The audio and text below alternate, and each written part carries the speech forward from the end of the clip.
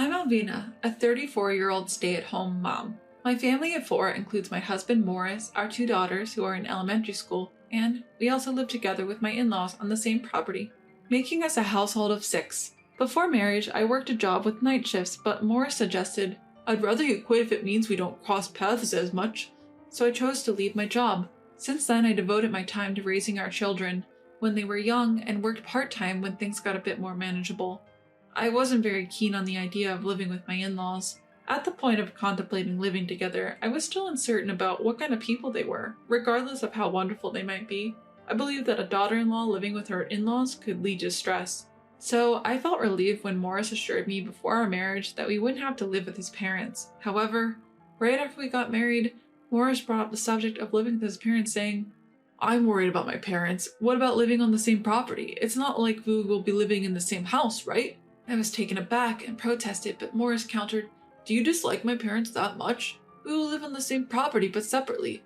I just want to be near in case something happens. If our situations were reversed, wouldn't you want to live with your parents?" I found myself unable to refute him. My parents were still fit and healthy, living with my brother and his wife, so we were not going to live with them. I think that's why Morris could say things like, "If the roles were reversed, I would live with them." While I was still undecided and had not given my approval, Morris told me after a while, "My parents have already started building a house on our property. We can't refuse now." And so, we were forced into living together. Although I was unhappy, I managed to negotiate one condition.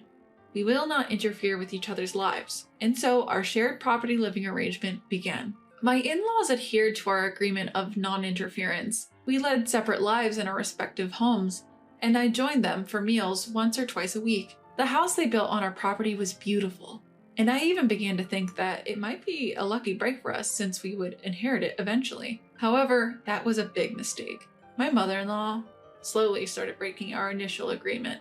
At first, she would visit our house once or twice a week and ask for help with tasks that I felt were reasonable, such as, "My back hurts a little, can you carry this?" Or, "I'm not feeling well today, can you prepare dinner?" However, over time, she started making demands like, "Isn't breakfast ready yet?" And, "Why hasn't our part of the house been cleaned?" As if it was a given that I would be doing all the housework. As a result, I ended up cooking all 3 meals and cleaning both houses. Morris didn't say anything about this. Only my father-in-law would say, "Sorry for always asking you to do this."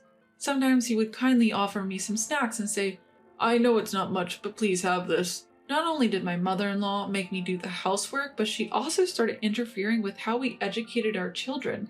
She started saying things like, "They should take these lessons," or, "It's strange that your 2 girls don't help with housework. What did you give birth to 2 girls for?" Yet every time mother-in-law lashed out at me, father-in-law would come to my defense. "You remember we had agreed to manage our respective homes, right?" Father-in-law would chide mother-in-law, who would say, "Oh right, I forgot. I guess I'm feeling weak and unwell, so I might have leaned on you a bit too much. I'm sorry." And she would apologize, at least on the surface. But a few hours later, when father-in-law wasn't looking, the harassment would start again. Even when I tried to tell Morris that this wasn't what we had agreed on, he would just say, "Even if you made an agreement at first, we're family, aren't we? We should be flexible when times get tough. It's your fault for not handling it well." I spent my days filled with frustration, and then, suddenly, mother-in-law collapsed at home. We quickly called an ambulance, but mother-in-law passed away from a sudden seizure. I couldn't tell father-in-law or Morris, but part of me was relieved that the harassment would finally end. Despite our agreement to not interfere in each other's lives, father-in-law had always been kind to me, and I felt differently towards him. I did my best to take care of him and his needs. Father-in-law often thanked me, saying, "I'm sorry for breaking our agreement not to interfere. I just can't handle housework on my own. Thank you so much." Our daughters were very fond of their gentle grandfather, and we spent many peaceful days together. But sadly, this peace didn't last long.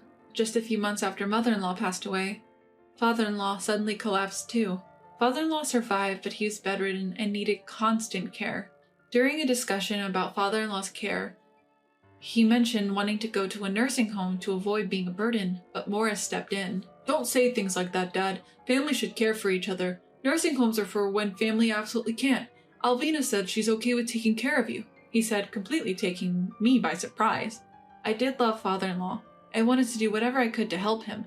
Even if he went to a nursing home, I was planning to visit him frequently, but caring for him full-time at home was a different matter entirely. It was clear that Morris wouldn't help. As a stay-at-home mom with young kids to look after, taking care of father-in-law would be a significant challenge. But I couldn't express my reluctance in front of father-in-law, who was different from mother-in-law. I had no choice but to agree to his care. As expected, the caregiving was quite difficult. I needed to assist him with meals, bathroom visits, and bathing. Father-in-law was a robust, elderly man, and as a member of the opposite sex, we both felt uncomfortable at times. Every day, I'd assist with the kids' school preparations and breakfast, do housework during the day, care for the kids when they got home, and prepare dinner. All on top of caring for father-in-law.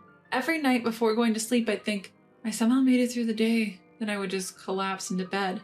Morris, instead of helping with father-in-law's care, started spending even less time at home, citing work as an excuse. He claimed to have overnight work and only came home about 2 to 3 times a week. Furthermore, because I never knew when he'd come back home, I often struggled to prepare dinner in time. On days when my body ached from the sheer exhaustion, I prepare something simple. But even then, Morris would rage, I'm working my tail off there, and this is the thanks I get? When I asked him for a little help around the house or with caring for his father, he retorted, You're a full-time homemaker, aren't you? Caring for my father is your job. I felt miserable every day. This distressing situation dragged on for 3 years. My 2 daughters grew older and began to help with housework and caring for their grandfather, which helped lighten the burden. Chantel pitched in every day, helping with cooking and cleaning. Janie tenderly wiped her grandfather's back each day, asking, Does that feel good, Grandpa? I was truly grateful to have such kind daughters. One day, Morris left his mobile phone at home when he went to work. Despite knowing better, I couldn't resist the temptation to take a look inside his phone. The password was his birthday, so I could unlock it instantly. What I found inside was a succession of shocking revelations. Unbelievably, Morris had been having an affair since around the time I started caring for his father, and they even had a child together. From their text messages, it was clear that Morris was also supporting his mistress financially. Although he'd given me money for living expenses and said, I'll save the rest for our children's future, he hadn't saved a dime. The messages got worse. My kid's already in elementary school, so he's not cute anymore. And caring for the old man is a pain, but thank God for my idle wife. It's a waste of money to put him in a care facility, but having my wife do it is free. Gotta make use of free labor, right? LOL. He was ridiculing me and our children. Under normal circumstances, I should have kept my cool and stayed silent until I had definitive evidence, but I was so furious, I couldn't remain calm. As soon as Morris got out of the bath, I shoved his mobile phone in his face and demanded, What is this about? At first, Morris seemed a little taken aback, but he quickly regained his composure. You've lost your femininity since you had our kids, he said, scorn filling his words. You've stopped wearing makeup, and your outfits are all about comfort. Since you started breastfeeding our second child and falling asleep with your mouth open, I felt completely turned off. And when you began caring for my dad, you lost even more of your femininity. You're not even a middle-aged woman anymore, more like a middle-aged man. His cruel words tore at my heart. But he didn't stop there. You know, my girlfriend always wears makeup and takes care of her appearance, even after having a child, he continued, coldly asserting.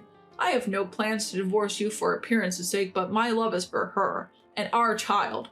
I'm not sure who'll go first, but once my dad is gone and our kids are adults, I plan to kick you out and live in the house with her. And so he continued to spew words indicating he considered me nothing more than trash, even though he appeared to have some concern for the children. I couldn't hold back my tears any longer. I too want to dress up and put on proper makeup, but you didn't help with childcare or housework at all. Juggling unfamiliar childcare and trying to do housework perfectly, I had to do it frantically, even if it meant messing up my hair. If you wanted me to look beautiful, why didn't you help with housework, childcare, or even the elder care?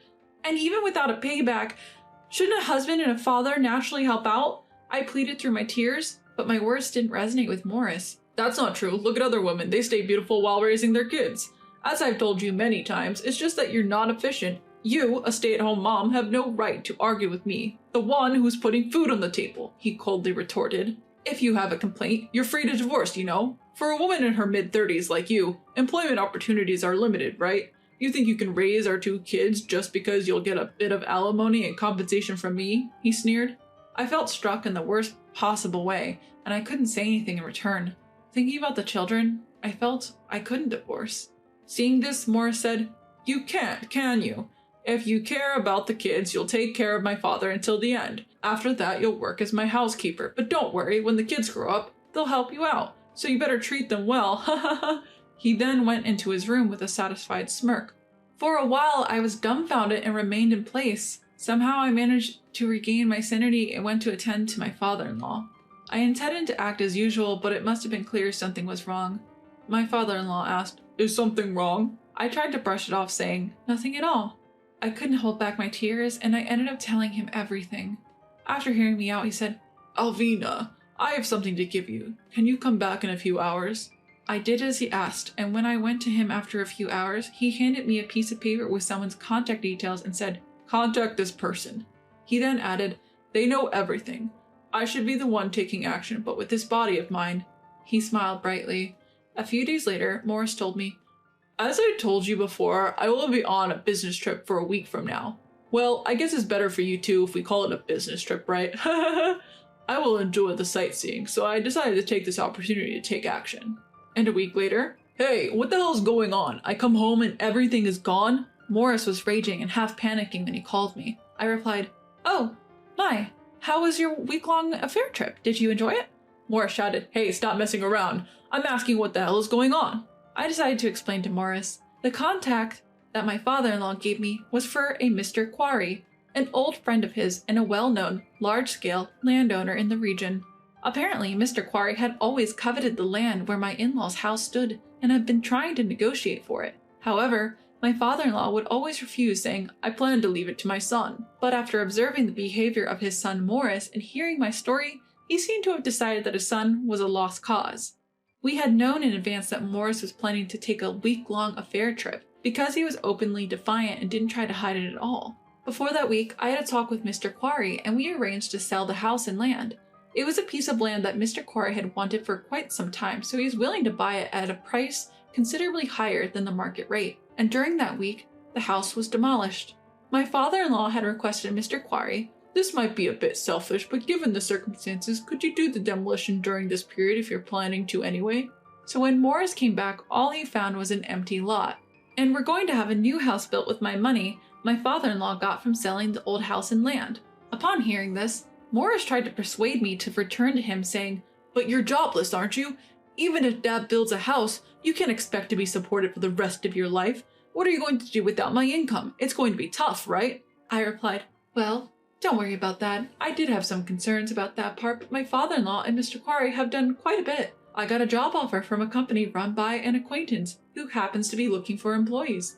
And then I asked him, "Morris, shouldn't you be worrying about yourself instead?" When Morris suspiciously asked, "What do you mean?" I told him, "The company where you are working now, you got it because the president is a friend of your father's. But now that he's deciding to cut ties with you, he's spoken to the president.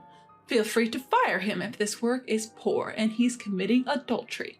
The president responded, "It was hard to say, but he's been acting like he can't be fired and causing trouble. Let's see what happens from tomorrow." All I heard from the other end of the line was a surprised, "What?" Then silence. He tried to excuse himself, saying, "Well, I mean, I might have said some things out of anger before, like I was going to leave you in the future, but come on, that can't be true. Don't take it seriously. We're family. We should stick together, right? Can't you mediate between me and Dad?" So I told him, my family now is my daughters and my father-in-law. Goodbye, and hung up the phone. There were numerous calls from Morris after that, but I ignored them all.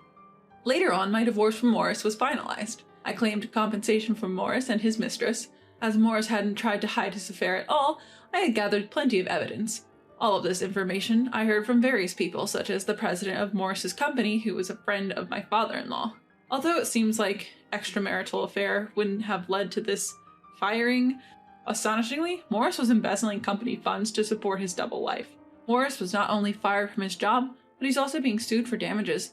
He lost his home and job and tried to move in with his mistress, only to be dumped when she realized he had no money.